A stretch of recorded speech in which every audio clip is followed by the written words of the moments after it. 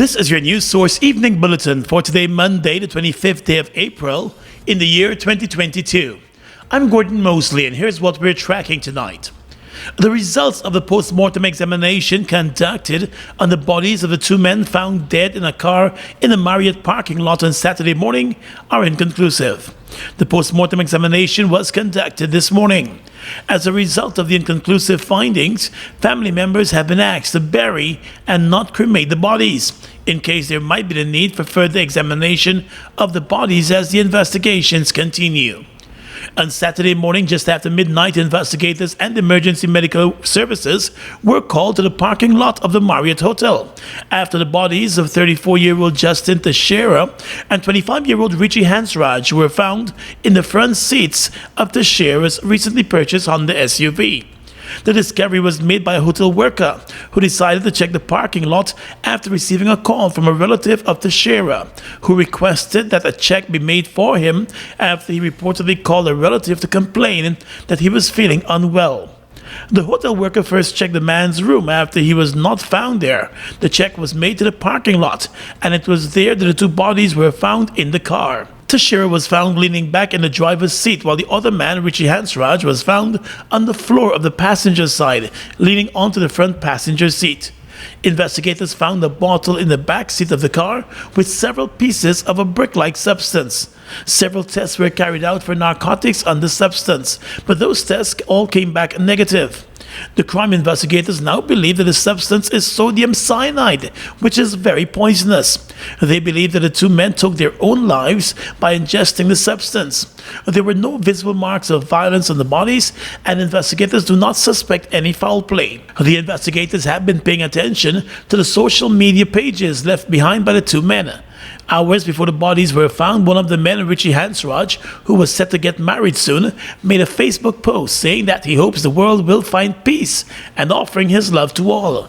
The older man, Justin Teixeira, also made a post on his Facebook page saying that life is like a coin that can only be spent once. Investigators are of the view that the final messages from the two men will be key to the investigations.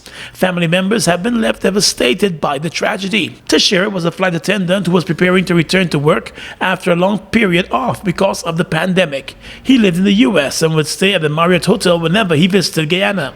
The other young man, Richie Hansraj, was a music producer and cultural singer who worked with local chutney stars. The two men were close friends for more than 4 years and often traveled together. The bodies have been released to the family members for burial. More news coming up in just a moment. How fast is fiber? Think fast.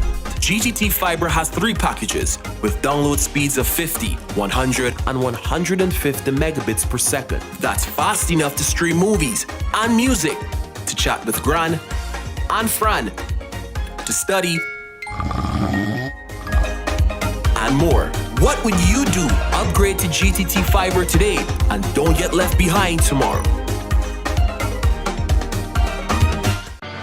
The Ministry of Education is making a significant investment in the education system to distribute textbooks to every primary school pupil to support them at school and at home. So students and parents, please take good care of the textbooks loaned to you and remember to return them at the end of the school year so that the next batch of students can use them. Before collecting the textbooks, parents will sign a contract promising to ensure the books are kept in good condition and to return them. Parents will be required to pay the cost to replace or repair any of the lost or damaged books. So let's do the right thing and use the books wisely so that as many students can benefit across Guyana. A message from the Ministry of Education. Live your fantasy at Fantasy Gaming Lounge. Win big daily. Millions in cash prizes every week. Now located at Giftland Mall, Fantasy Gaming Lounge, the best bet in town.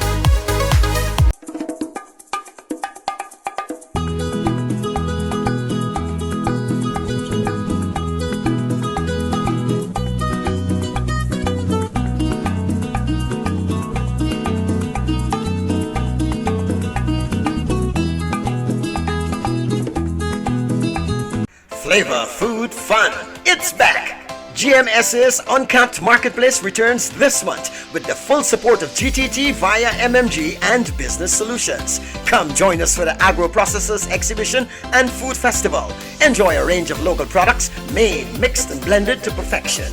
Check out the food court, games and other exciting attractions. It's all happening on April 30 and May 1 from 10 hours at the Guyana National Stadium. Admission absolutely free.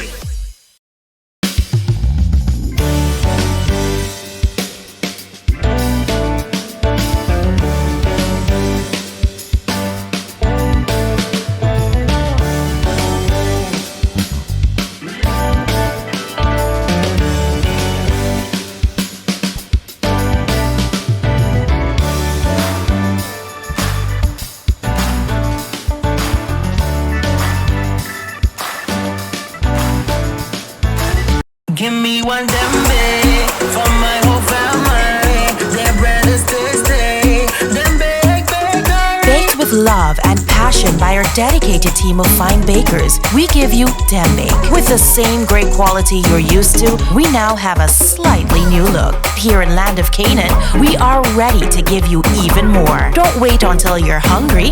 Reach for a slice of dembe. Dambake, healthy, wholesome living. In just 2 years, oil production earned Guyana a whopping $608 million. These funds are being used to build bridges, roads, and other infrastructure to improve the lives of all Guyanese. Mobil 1 is more than oil. It's many oils. It transforms at the molecular level. When cold, it's thicker than honey. When hot, it's thinner than water. Mobil 1 adapts and readapts to last longer. 16,000 kilometers between oil changes. That's your engine evolved. Sol Guyana is the authorized distributor of Mobil lubricants. We've got exciting news! All 12-ounce yellow cab Buster are now only $100. Buster, live in come full get color. your Buster, Buster $100. Come get your Buster, Buster $100.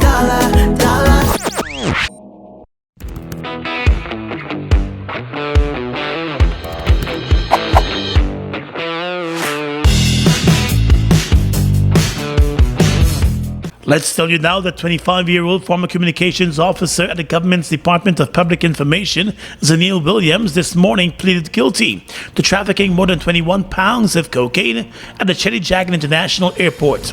Williams was busted on Friday night with more than 17 pounds of cocaine in her carry-on luggage in the false sides of a laptop bag and another 3.6 pounds of the illegal drug strapped to her body. At the Diamond Magistrates Court this morning, she pleaded guilty to the drug trafficking charges. The presiding magistrate requested a psychiatric evaluation of the woman before sentencing is handed down on the 30th of May 2022. A probation report has also been requested. She will remain in custody until her sentencing. 2 other persons appeared in court alongside Williams this morning, charged in connection with the same drug trafficking case. But they both entered not guilty pleas and were each granted bail in the sum of $750,000.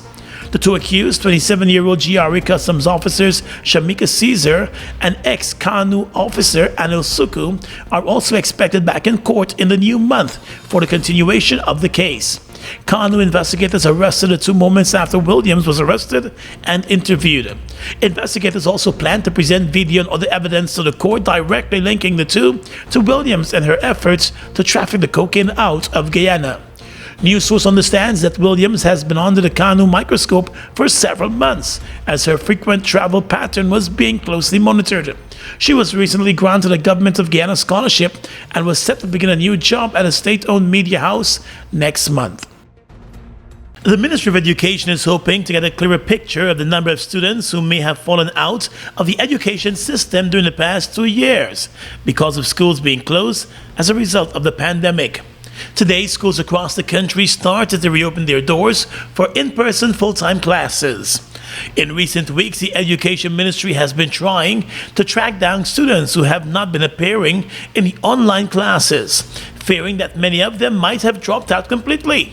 With schools now reopening to full-time face-to-face classes, Chief Education Officer Dr. Marcel Hudson said a clearer picture is set to emerge. We will get a good opportunity now to see who is coming and who are coming and who are not coming to school in terms of our students. Over the past 2 years, the Ministry of Education found itself adjusting to the new forms of online teaching and learning. But it was later revealed that hundreds of students nationwide were not presenting themselves in the virtual classes. The situation became worrying. A few months ago, the ministry launched Operation Recovery and went into communities in search of the absent students. Many of them were located and presented various reasons for their absence from the classroom. We can't do this thing alone. We can't find all the missing students, all the visit all the homes and where they are and so on. And so I think right now, if we're going to be successful, it is important that we have collaboration with all our stakeholders. That is the parent, teachers, the wider community, everybody, because we need to look for those students. The reopening of schools to full-time classes is being done in a phased manner. By next week, all schools will be fully reopened across Guyana. The first day of classes at the Tugville Secondary School was brought to an abrupt end today, and the school was shut down until next week by the Ministry of Education. The move came as teachers and students were forced to move their classes to the outdoors after an electrical problem was noticed in several of the classrooms and parts of the school were flooded. Some parents said they had been complaining about the issue for several months. It was noticed that some parts of the school had exposed the wiring. In addition to that issue, the drainage around the school has not been cleared for months, resulting in flooding whenever there is rainfall. With a brief shower this morning, some parts of the school compound were flooded out. Guyana Teachers Union General Secretary Coretta MacDonald visited the school and said the Education Ministry should have ensured all systems were addressed before reopening of the school. And I was expecting that since we had all the big touting about the reopening of schools and full reopening of schools, that all of these systems would have been checked. But you know what? It's good for people to talk about reopening schools and our children learning loss and all of these things. While we talk of learning loss, and it's an important aspect that we need to look at, we should be dealing with the safety of our charges and their teachers. MacDonald, who is also an opposition member of parliament, said there is hope that all of the issues will be addressed before the classes resume at the school next week. You cannot come into a building that is unsafe for you. So today we have the reopening of schools, and what? After about 15-20 minutes, the entire school is going to be closed and they have to resume classes online. Is this what we want? On and off and on and off as if we don't know what we're about? I think this is disgusting, and I'm hoping that after our intervention here and the school is going to be closed physically, I'm hoping that this issue is going to be rectified so that we don't have this problem occurring at Tugville Secondary or any other school across this country. The ministry needs to do much better than they're doing. Today, the Ministry of Education, through its Public Relations Department, said the school will be closed until the building is thoroughly assessed and the matter is rectified, and the teachers have agreed to work online until next Tuesday. Well, in January of this year, the International Republican Institute designed and commissioned a national public opinion poll through its Strengthening Democracy Through Polling Data and Peace-Building program. The face-to-face interactive poll, which was conducted by CID Gallup throughout all regions of Guyana, is the first IRI public opinion poll to ask for opinions and perceptions of Guyanese on governance issues. According to a summary of the findings, the poll found high interest in electoral reforms, with 81% of those interviewed believing that such reforms are necessary. The majority of adults in Guyana, 58%, think the reforms are very necessary. The IRI said a wide range of actors across government, civil society organizations, indigenous community organizations, trade unions, and the private sector were consulted in developing the content of the poll. On the question of elections, the poll asked respondents about voting at the next general elections, and the majority of the respondents said they do not have confidence in the electoral process. On questions about freedom of elections and ballot box security, the highest number of respondents expressed concern about the freedom of the electoral process and safety of the ballot boxes, but noted that free elections in the country are still possible. The report found that the elections in the country are not free and ballot box security is not ensured. The majority of likely voters said. The majority of the voters who took part in the face-to-face poll also said that they are not satisfied with the system which decides who serves on the Guyana Elections Commission, and therefore expressed the need for urgent constitutional reform, with 60% of respondents saying that a comprehensive review of all election laws was very necessary. The IRI said its work in Guyana aims to help ensure reforms are based on the participation of Guyanese who design their own solutions while benefiting from regional expertise and best practices. And the government of Guyana is not happy with the recent findings of that poll, which was conducted by the US-based International Republican Institute. The findings of the poll, which was conducted earlier this year, were released last week. The government is now responding to those findings, with the Minister of Governance, Gail Teixeira, claiming that proper procedures were not followed before the poll was done. First of all, any poll done in Guyana requires that it goes before the Ministry of Health's Ethical Review Board. Before any poll is done regarding to humans in Guyana. There are other entities that one has to go to if you're doing a poll on scientific aspects of Guyana, biodiversity, etc. Although the IRI said it met with a wide range of actors across government, civil society organizations, trade unions, indigenous groups, and the private sector, and that they were consulted in developing the content of the poll, Teixeira said no request was made or approval was granted to conduct any poll in Guyana. She also said the findings of the poll is questionable because of its low response rate.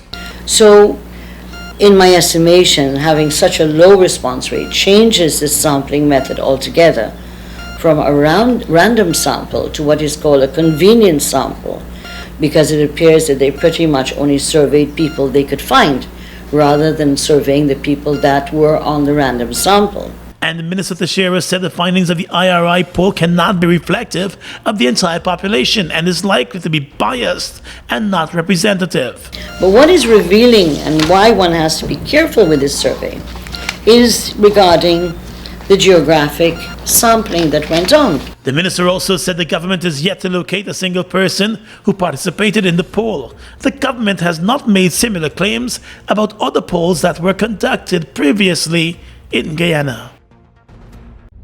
Carpenter Mendes is committed to promoting development through quality, service, and integrity.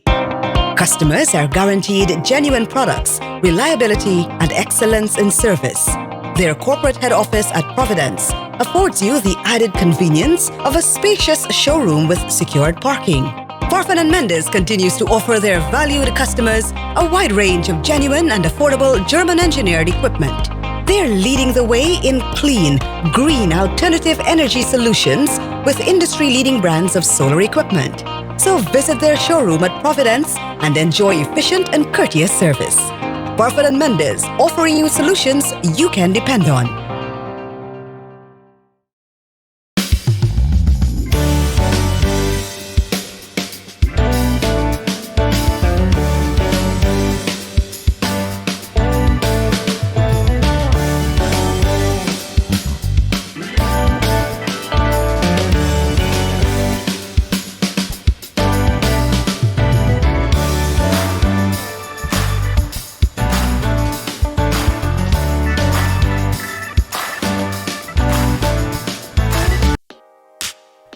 Mobil Special and all other Mobil lubricants are distributed by Salt Guyana Inc. Mobil Special and all other Mobil lubricants are distributed by Salt Guyana Inc. In addition to 2% royalty, did you know that Guyana earns 50% of the profits from oil production? More than any one of the Stabroek Block co-venturers, ExxonMobil, Hess and Sinopec. And by 2026, the government is expected to export 50 million barrels of oil per year, which can earn as much as $4 billion.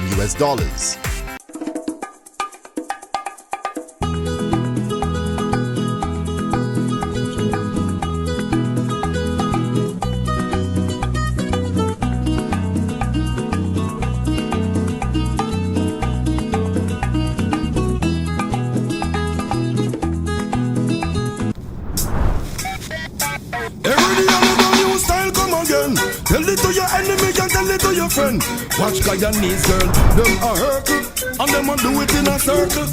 Watch me, missing each and every year. Flashback come again.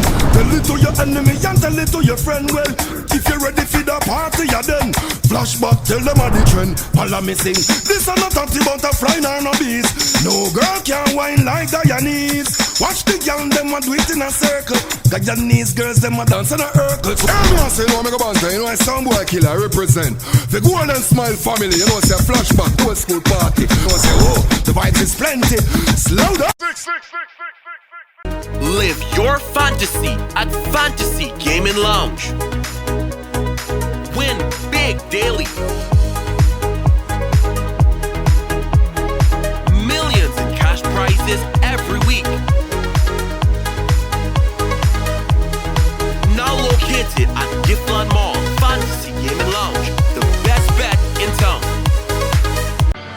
The Ministry of Education is making a significant investment in the education system to distribute textbooks to every primary school pupil to support them at school and at home. So students and parents, please take good care of the textbooks loaned to you and remember to return them at the end of the school year so that the next batch of students can use them. Before collecting the textbooks, parents will sign a contract promising to ensure the books are kept in good condition and to return them. Parents will be required to pay the cost to replace or repair any of the lost or damaged books. So let's do the right thing and use the books wisely so that as many students can benefit across Guyana. A message from the Ministry of Education. We've got exciting news! All 12-ounce yellow cab Buster are now only $100. Buster, live in Come full get color. your Buster, Buster $100. Come get your Buster, Buster $100. Fuel it up and drive, super 95. Tune up. Fuel it up and drive, super 95. Tune up. Protect your fuel system, boy. High mileage and performance, boy. Guy Oil's Super 95 gasoline gives you more reasons to drive and is available at 56 service stations nationwide. For affordable price, high performance, and high mileage, choose Guy Oil's Super 95 gasoline. Fuel it up and drive.